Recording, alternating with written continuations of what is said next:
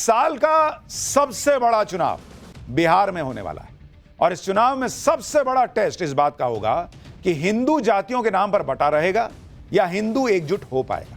क्योंकि एक तरफ तो इंडी गठबंधन वाले खुला खेल रहे हैं भाई, मुस्लिम वोट बैंक के पॉलिटिक्स कर रहे हैं, वक्फ कानून को डस्टबिन में डालने जैसी बातें चल रही हैं, कहीं शहाबुद्दीन जैसे गैंगस्टर और क्रिमिनल के लिए अमर रहे के नारे खुल के लग रहे हैं।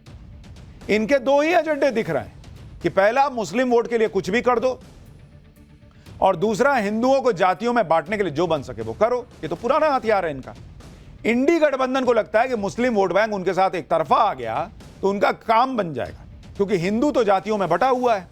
बिहार में जबरदस्त जाति की राजनीति होती ही रही है इतने साल से। कोई जो है मुस्लिम यादव का कॉम्बिनेशन बना लेता है, कोई कुर्मी का नेता बन जाता है, कोई जो है फलाने का नेता, ढिमकाने का नेता। इस जाति की राजनीति के सहारे इंडी गठबंधन का बिहार में बेड़ा पार हो जाएगा, ये वो सोच रहे हैं। लेकिन एक तरफ मुस्लिम वोट बैंक और हिंदुओं को जातियों में बांटने वाली पॉलिटिक्स है और दूसरी तरफ इनके सामने आ गए हैं वो लोग जो हिंदू समाज को जोड़ने की बात करते हैं। इनमें पहला नंबर तो पीएम मोदी के नाम का है और दूसरे नंबर पर बाबा बागेश्वर, जिन्हें पीएम मोदी अपना छोटा भाई बता चुके हैं। पीएम मोदी की ही तरह बाबा बागेश्वर भी हिंदुओं से लगातार जातियों का भेदभाव बुलाकर एकजुट होने की अपील कर रहे हैं। और अब बिहार में तो बाबा बागेश्वर ने हिंदू एकता से आगे बढ़ते हुए गजवाए हिंद का मुकाबला करने के लिए भगवाए हिंद का नारा दे दिया है। वो इंडी गठबंधन के डायरेक्ट टारगेट पर आ गए। मौका था पटना में हुए सनातन महाकुंभ का। भले ही बाबा बागेश्वर सिर्फ 2 घंटे के लिए सनातन महाकुंभ में रहे, लेकिन इन 2 घंटों में ही बाबा बागेश्वर ने ऐसी ऐसी पर्ची खोल दी कि इंडी गठबंधन वाले एकदम हिल गए। आज पाठशाला में बाबा बागेश्वर के भगवाए हिंद पर मचे बवाल की पूरी डिटेल रिपोर्ट आपको दिखाऊंगा। बाबा बागेश्वर हो या दूसरे साधु संत या फिर प्रधानमंत्री मोदी, इन सबको हिंदुओं से एकजुट होने की अपील क्यों करनी पड़ रही है? क्या इसका बिहार चुनाव में असर दिखेगा? साथ ही इस पर भी बात होगी कि महाकुंभ और कावड़ समेत सनातन के सभी त्योहारों पर कमियां ढूंढने वालों को मुंह में दही क्यों जम गई जब मुहर्रम पर जगह जगह बवाल मचा। बॉस, बिहार के चुनाव में गजब लाइन खिंच गई है। एक तरफ बागेश्वर बाबा और तमाम हिंदू संत कह रहे हैं कि हिंदू विरोधियों को सत्ता नहीं सौंपेगा बिहार। दूसरी तरफ इंडी अलायंस वाले खुल के बिछ गए हैं मुस्लिम वोट के लिए। वक्फ कानून को डस्टबिन में डाल देंगे, शहाबुद्दीन जी अमर रहे, ऐसे ऐसे नारे लग रहे हैं। पटना में हुए सनातन महाकुंभ में बाबा बागेश्वर ही नहीं बल्कि जगत गुरु रामभद्राचार्य समेत देश भर के तमाम साधु संत शामिल हुए और सभी ने एक सुर में हिंदुओं से जातियों को भूलकर एकजुट होने की अपील की। पटना की पसीने से तरबतर करने वाली गर्मी के बीच बाबा बागेश्वर ने सनातन विरोधियों को ऐसी खरी खोटी सुनाई कि सबके अलग से पसीने छूट गए। बिहार में जल्दी ही विधानसभा चुनाव होने और इसलिए बाबा बागेश्वर के पटना पहुंचने से सियासी गलियारों में गर्मी बढ़ गई। उनके ये कहने से कि भगवाए हिंद होगा, कईयों को बुखार चढ़ गया। उनके ये कहने से कि जाति में मत बंटना, जाति की पॉलिटिक्स करने वालों के पैरों तले जमीन निकल गई, क्योंकि बाबा बागेश्वर ने संतों की मौजूदगी में जातिवाद, क्षेत्रवाद और भाषा विवाद की राजनीति करने वालों की बखिया उधेड़ दी। बाबा बागेश्वर ने गजवाए हिंद के जवाब में लोगों को भगवाए हिंद का संकल्प लेने के लिए कह दिया। बाबा बागेश्वर खुलकर बोलते हैं और उन्होंने भगवाए हिंद क्या कहा, पूरा इंडी गठबंधन बाबा बागेश्वर पर टूट पड़ा। कांग्रेस कह रही है कि बंटवाए हिंद हो रहा है, इसको रोकना होगा, और आरजेडी कह रही है कि देश किसी के ज्ञान से नहीं चलेगा। कांग्रेस नेता उदित राज और आरजेडी के नेता मृत्युंजय तिवारी को सुनिए, फिर आपको बाबा बागेश्वर की और भी बातें सुनाऊंगा। और ये लोग इंडी गठबंधन वाले, उनमें खलबली कैसे मची है, वो मुस्लिम वोट के लिए क्या कर रहे हैं, वो भी दिखाऊंगा। अगर गजवा हिंद न हो भारत में तो बटवा हिंद खत्म करना पड़ेगा। बटवा हिंद किसने किया? इन्होंने ही किया, जातियों में बांट कर तो बटवा हिंद आपने किया। तो भगवा हिंद से गजवा हिंद नहीं रोके। हिंदुस्तान अपने नियम कानून संविधान से चलेगा, किसी के ज्ञान से नहीं चलेगा। यहाँ जो लोग हिंदू राष्ट्र बनाने की बात करते हैं वो भी बिहार से, ये उनको समझ लेना चाहिए, ये बिहार लोकतंत्र की जननी है। यहाँ नौकरी बांटने वाले, यहाँ इंसानियत बांटने वाले, कलम बांटने वाले का राज होगा। नफरत बांटने वाले, तलवार बांटने वाले का सपना पूरा नहीं होगा। जब ये लोग खड़े होकर कहते हैं कि संसद से पास हुआ कानून, वक्फ कानून डस्टबिन में डाल देंगे, अगर बिहार में सरकार बन गई, बिहार में सरकार बनेगी तो संसद का कानून कैसे फाड़ दोगे जी? तब संविधान की याद नहीं आती है। अब यहां बागेश्वर बाबा हिंदुओं से एकजुट होने के लिए कह रहे हैं तो यह संविधान के खिलाफ हो जाता है। बाबा बागेश्वर के भगवाए हिंद कहने पर इंडी गठबंधन एकदम भड़क गया भाई। पटना में बाबा बागेश्वर ने सिर्फ भगवाए हिंद का संकल्प ही नहीं याद दिलाया, बल्कि बिहार के गौरवशाली इतिहास का हवाला देते हुए भी भविष्यवाणी कर दी कि भारत जब भी हिंदू राष्ट्र बनेगा तो पहला राज्य बिहार होगा। बाबा बागेश्वर खुलकर हिंदू राष्ट्र की बात तो पहले से कर रहे हैं, खुलकर हिंदुओं को जोड़ने की बात तो करते ही रहे। वो खुलकर ये कहते रहे कि हिंदुओं को जातियों में बंटने की जरूरत नहीं है और न देंगे उनको बंट। उनकी ये बातें उन लोगों को कैसे पसंद आ सकती हैं जिनकी पूरी पॉलिटिक्स ही राजनीति जो है वो जाति के नाम पर चलती है। लेकिन बाबा बागेश्वर इससे रुकने वाले नहीं है। बाबा बागेश्वर 7 नवंबर से 16 नवंबर तक दिल्ली से वृंदावन तक सनातन हिंदू एकता यात्रा निकालने के लिए तैयार हो गए हैं।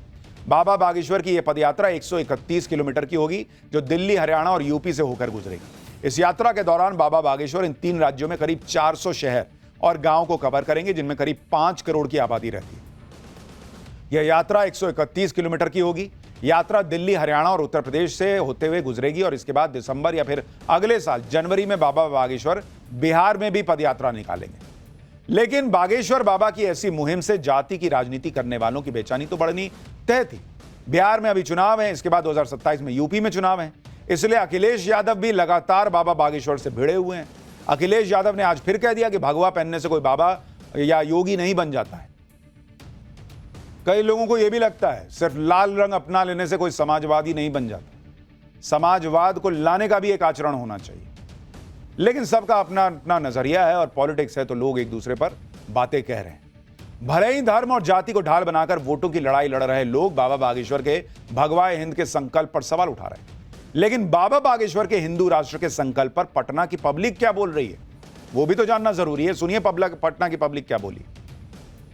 हिंदू राष्ट्र को लेकर बाबा ने बड़ी बात कही है, किस तरह से देख? बहुत सहमत है इससे। हम लोग सब ये हम लोग का भारत जो है बहुत जरूरी है। इसमें हम लोग जो है बंटना नहीं है, सबको एक साथ रहना है। जैसे हम लोग घर में 4 भाई साथ में रहते हैं वैसे हिंदुस्तान में, भारत में हम लोग को सबको एक साथ लेके चलना है। जात पात में नहीं बंटना है, ये संदेश दिया गया है। जात पात की करो विदाई, हम सब हिंदू भाई भाई। भूमंडल में धर्म सनातन कर डाला आगाज है, जय श्री राम के जयकारों का गूंज रहा आवाज है।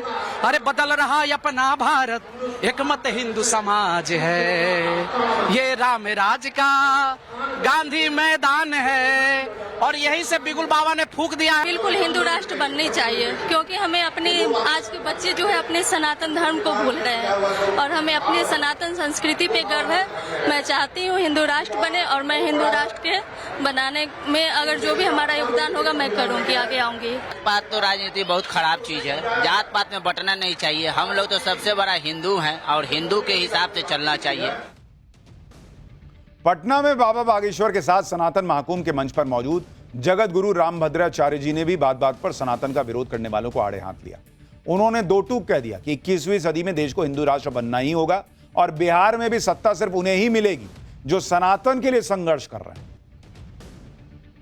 अब यह भी देखिए कि जो इंडी गठबंधन बाबा बागेश्वर के भगवाए हिंद पर बवाल मचाए बैठा है, हिंदुओं से एकजुट होने की अपील पर सवाल उठा रहा है, उस इंडी गठबंधन को उस वक्त कोई परेशानी नहीं होती जब आरजेडी के नेता तेजस्वी यादव मुस्लिम वोट बैंक को खुश करने के लिए गैंगस्टर क्रिमिनल रहे शाहबुद्दीन अमर रहे के नारे लगाते हैं। जबकि ये वही शाहबुद्दीन है जिसका 1990 से 2005 के बीच लालू और राबड़ी के शासन को जंगलराज की पहचान दिलाने में बड़ा रोल रहा।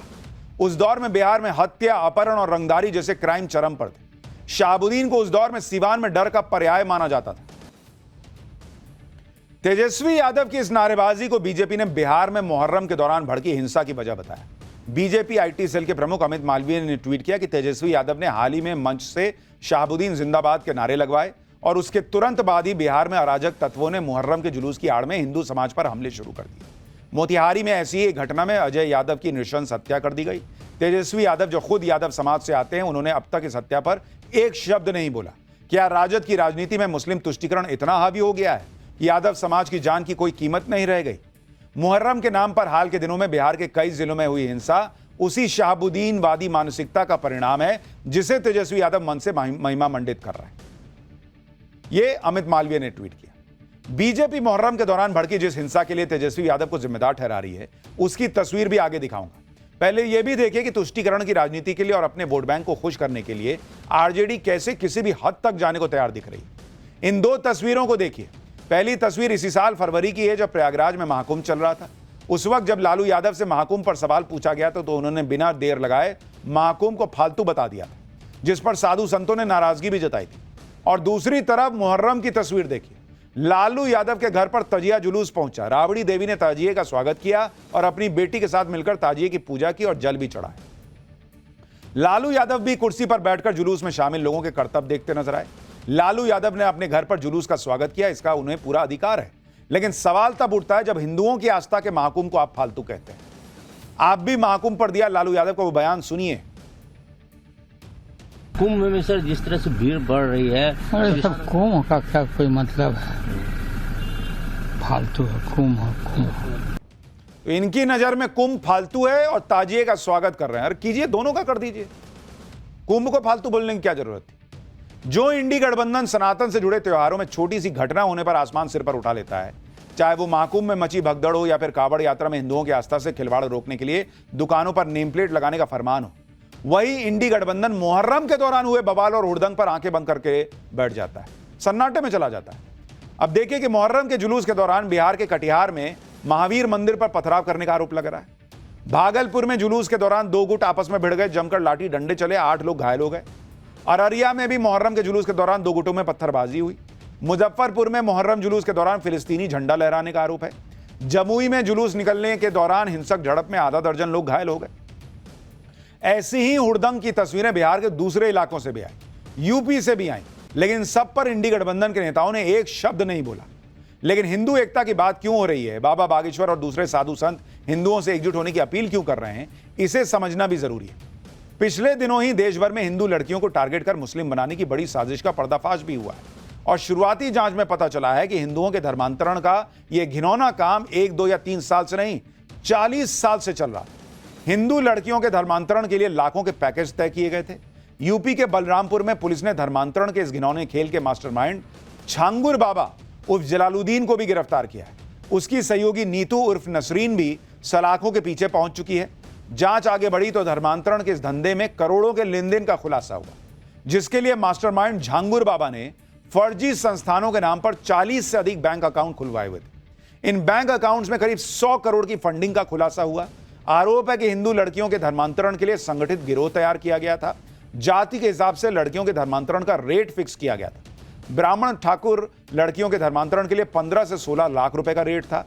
झांगुर बाबा ने 40 बार पाकिस्तान समेत कई इस्लामिक देशों की यात्राएं भी की थी। सुनिए झांगुर बाबा के इस काले का खेल पर यूपी पुलिस क्या बता रही है। अलग अलग बिरादरी की लड़कियों के कन्वर्जन के लिए अलग अलग अमाउंट दलालों को दिए जाते हैं और साथ ही इनके इस गैंग द्वारा एक 40 से ज़्यादा अकाउंट्स खोले गए और उन अकाउंट्स में 100 करोड़ से ज़्यादा विदेशी फंडिंग प्राप्त हुई है। विस्तृत जांच के बाद एसटीएफ द्वारा एक मुकदमा पंजीकृत कराया गया, जिसकी इन्वेस्टिगेशन एटीएस यूपी द्वारा किया जा रहा है। तो झांगुर बाबा और जलालुद्दीन तो अरेस्ट हो गया है, लेकिन अब सोचिए कि 40 सालों में कितनी हिंदू लड़कियों को टारगेट किया गया होगा अगर यह आरोप जिस तरह से लग रहा है, और उन्हें कन्वर्ट किया जा चुका होगा। इस गैंग की एक पीड़ित को सुनिए, कैसे वो धोखाधड़ी का शिकार हुई और कैसे हिंदू राष्ट्र को मुस्लिम मुल्क बनाने की साजिश रची जा रही है, आरोप लगा रही है। इसमें मेरे से अमित बन के वो आदमी मिलकर आया जिसका असली नाम अबू आमिर अंसारी है, सन ऑफ अबू हुरैरा अंसारी। जो बड़े पैमाने पे ये लोग काम कर रहे हैं। अबू हुरैरा पिछले 40 वर्षों से इस काम को कर रहे हैं, धर्मांतरण के कार्य को, और अभी भी अगर उनके खिलाफ अगर सबूत ढूंढा जाएगा तो मिल जाएगा उनके खिलाफ। ये मेरा निकाह पढ़ाया गया था, वो भी धोखाधड़ी से, क्योंकि जबकि उन्होंने कहा था कि तुम्हारी शादी तुम्हारी आस्था के अनुसार होगी और तुम्हें कोई जोर जबरदस्ती कोई दबाव नहीं बनाया जाएगा, परंतु ऐसा कुछ भी नहीं हुआ। उनका मकसद ही यही है कि हिंदू राष्ट्र को इस्लामिक मुल्क बनाने का। खैर, ये सब जो चल रहा है वो आपको दिखा रहा था ताकि आपको पता रहे कि क्यों बार बार बागेश्वर बाबा, जगत गुरु रामभद्राचार्य जी और तमाम दूसरे साधु संत जो है वो ये कहते हैं कि भाई जाति में मत बंटो। क्यों नरेंद्र मोदी कहते हैं कि जाति में मत बंटो। और अब ये पॉलिटिक्स बिहार में पहुंची है और देखिए वहां क्या होता है।